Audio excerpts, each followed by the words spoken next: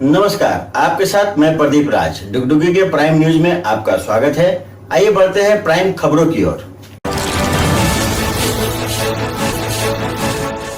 कुल्टी निवासी बीएसएफ जवान 25 वर्षीय रितेश यादव की मौत गंगा नदी में डूबने से हो गई। यह हादसा उत्तर प्रदेश के बलिया जिले के श्री रामपुर घाट पर हुई। कुल्टी निवासी रितेश का ससुराल मोहम्मदपुर में है। वह यहां शादी में शामिल होने के लिए आए हुए थे। रविवार को अपने 18 वर्षीय साले हरिओम यादव के साथ गंगा नदी में नहाने के लिए गए थे। उसी दौरान दोनों का पैर फिसल गया। दोनों ही गहरी पानी में डूब गए, जिससे उनकी मौत हो गई। गोताखोरों ने शाम को दोनों का शव बरामद किया। इस घटना के बाद शादी की खुशियां मातम में बदल गई। चूंकि बीएसएफ जवान रितेश यादव ऊपर कुल्टी के रहने वाले थे, इसलिए उनके पार्थिव शरीर को उनके निवास कुल्टी लाया गया और बीएसएफ जवान की मौजूदगी में मंगलवार को उनका शव डीचरगढ़ दामोदर नदी किनारे मां छिन्नमस्तिका घाट श्मशान में सैनिक सम्मान के साथ गोलियों की सलामी देकर अंतिम संस्कार किया गया। उनको श्रद्धांजलि देने के लिए कुल्टी क्षेत्र के कई राजनीतिक दलों के नेता सहित गणमान्य लोग भी उपस्थित थे।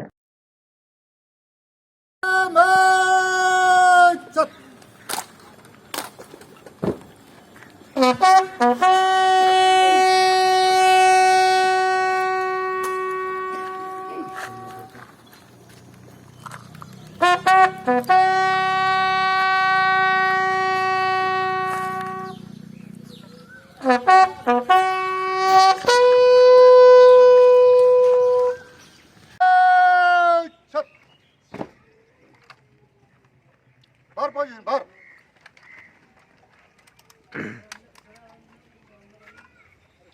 Conditions.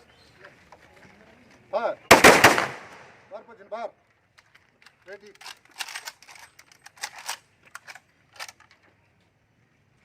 Conditions. Bar.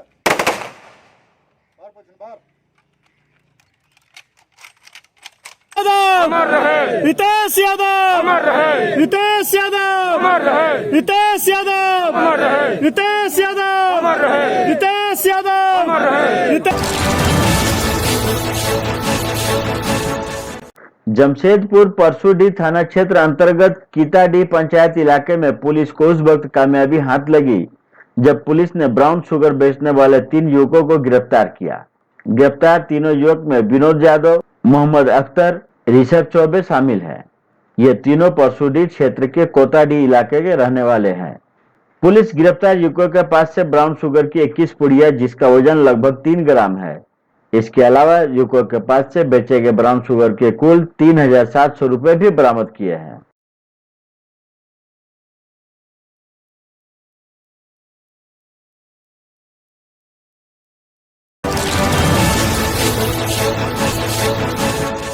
Dhanbad BCCL area 1 के मुराइडी स्थित माइनूप आउटसोर्सिंग में मानव देवी और मानसा टूडू के नेतृत्व में कई आदिवासी महिला और पुरुष पारंपरिक हथियार के साथ पहुंचे। इस दौरान उन्होंने कंपनी के मुख्य गेट पर तालाबंदी कर दी और वे धरने पर बैठ गए। आरोप है कि कंपनी कर्मियों से भी रैयतों की ओर से मारपीट की गई। आक्रोशित लोगों ने बीसीसीएल आउटसोर्सिंग प्रबंधन और प्रशासन के खिलाफ जमकर नारेबाजी कर अपना विरोध जताया। सूचना मिलने पर बाघमारा डीएसपी निशा मुर्मू सहित अतिरिक्त पुलिस बल मौके पर पहुंची और रैयतों को समझाने का प्रयास किया, लेकिन आंदोलनकारियों ने धरना स्थल से हटने से इनकार कर दिया। पुलिस के साथ रैयत की तीखी नोकझोंक भी हुई। आंदोलनकारियों को अपना पारंपरिक हथियार अलग करने को पुलिस ने कहा, लेकिन अपने पारंपरिक हथियार हटाने से रैयत ने मना कर दिया।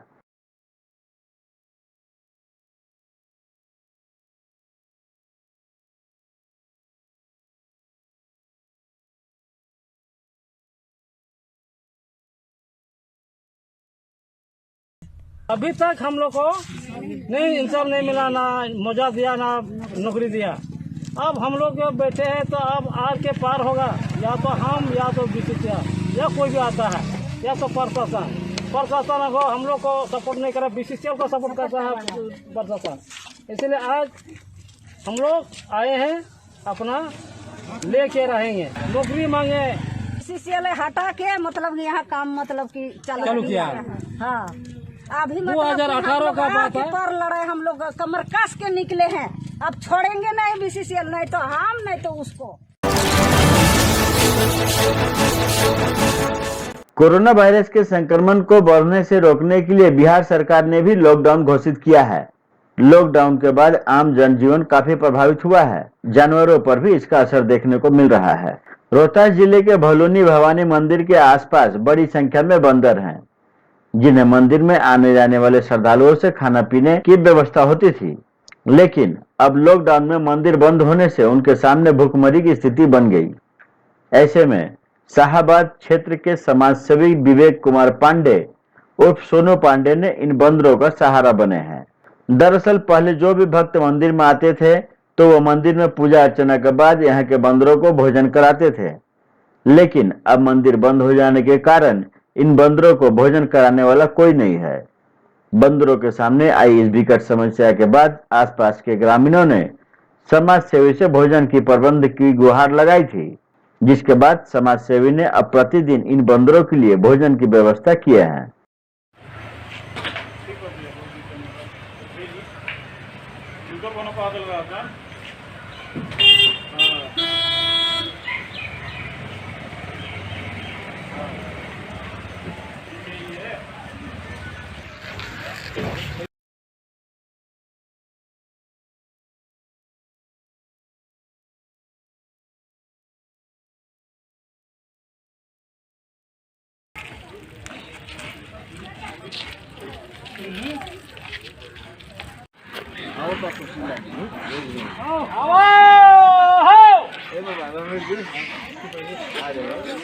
छोड़ दीजिए, अभी बोलिए मत, आप मोबाइल ऑफ कर दीजिए।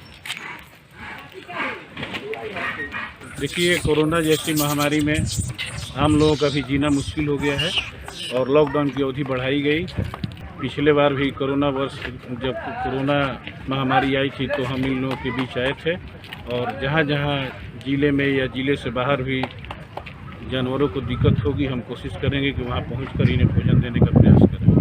मंदिर में श्रद्धालु बहुत कम आते हैं और आते हैं तो अपने बाहर से दर्शन करते, श्रद्धालु तो आते हैं तो बाहर से दर्शन करके चले जाते हैं। अंदर है उन लोगों का कोई, पहला लॉकडाउन था उसमें इंतजाम था, इसमें तो कोई इंतजाम नहीं। इससे श्रद्धालु लोग आते हैं, जाते हैं, देते भी हैं, उसी से इन लोगों का काम चलता है। धनबाद में एम्बुलेंस का इस्तेमाल यहां शराब के कारोबार में किया जाने लगा है। एसएसपी मनोज स्वर्गियार ने अंग्रेजी शराब लोड एक एम्बुलेंस को पकड़ा। इस दौरान पुलिस ने 2 लोगों को हिरासत में लिया है। फिलहाल पुलिस मामले की जांच पड़ताल में जुटी है। मंगलवार को एक एम्बुलेंस पुलिस लाइन की तरफ से तेज गति से सेंट्रल हॉस्पिटल जगजीवन नगर की ओर जा रही थी। एएसपी मनोज स्वर्गियार ने पीछा कर जगजीवन नगर बालाजी मंदिर के पास उसे रोक लिया। एम्बुलेंस की तलाशी लेने पर उसमें से अंग्रेजी शराब की बोतलें बरामद की गई। इसके साथ ही पुलिस ने 2 लोगों को हिरासत में ले लिया। पुलिस ने एम्बुलेंस और अंग्रेजी शराब को जब्त कर थाने के सुपुर्द कर दिया है।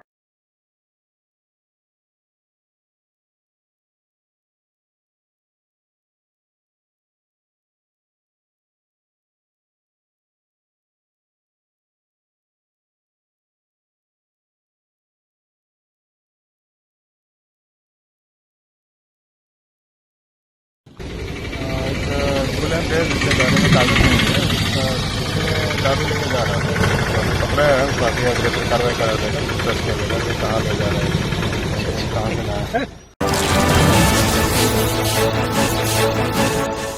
धनबाद जिले के बनियाहिर स्थित प्राइवेट स्कूल ने फीस बढ़ा दी। इस पर स्कूल के अभिभावक नाराज हो गए।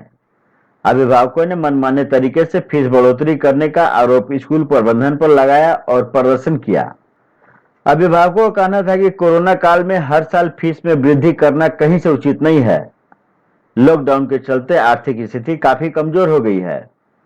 कोरोना काल में स्कूल बंद रहने के बावजूद कंप्यूटर फीस, मेंटेनेंस चार्ज समेत अन्य शुल्क स्कूल प्रबंधन वसूल रहा है। अभिभावकों ने कहा कि फीस में बढ़ोतरी को लेकर जब प्रिंसिपल से कहा जाता है तो वो बच्चों का नाम कटा लेने को कहती है।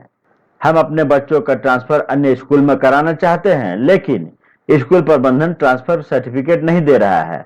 अभिभावकों का कहना है कि स्कूल प्रबंधन मनमानी पर उतरा हुआ है। अब प्रश्न यह उठता है कि आखिर इन प्राइवेट स्कूलों की मनमानी पर रोक कौन लगाए। सरकारें आती है, बदल भी जाती हैं। पर इनके मनमानी पर लगाम किसी सरकार द्वारा नहीं लगाया जा रहा है। आखिर क्यों?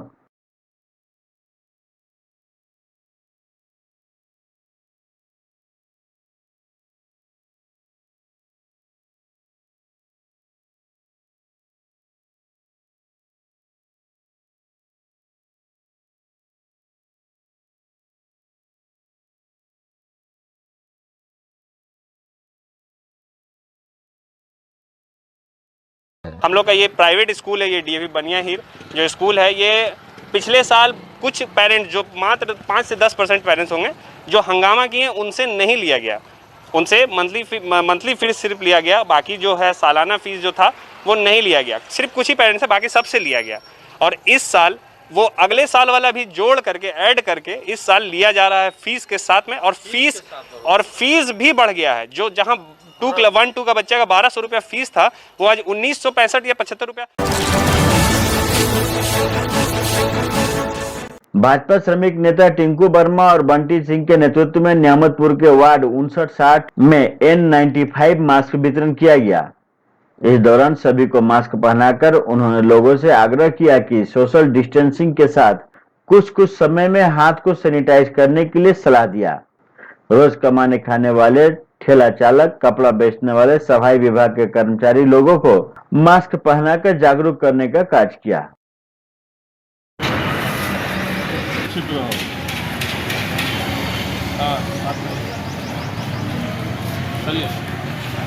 আপনারা দেখছেন এই করোনার সময় লকডাউন আছে শহরে, আমরাও দেখছি যারা গরিব আছে, যারা ঠেলাওয়ালারা আছে, যারা রিক্সাওয়ালারা আছে, যারা ঠেলাতে কাপড় বিক্রি করছে, যারা সাফাই বিভাগের লোকরা আছে, তাদেরকে আমরা দেখছি যারা মাস্ক পরেনি। তো আমরা N95 মাস্ক আছে আমাদের কাছে, আমাদেরকে পূর্ব মেয়র মাননীয় জিতেন্দ্র তিওয়ারি মহাশয় আমাদেরকে মাস্ক দিয়েছেন, আমরা সেটাকে এলাকাতে বিলে করে দিচ্ছি। तो ये थी अब तक की खबरें। आप देख रहे थे डुगडुगी न्यूज। अब मुझे दीजिए इजाजत और हमारे चैनल को सब्सक्राइब जरूर करें। नमस्कार।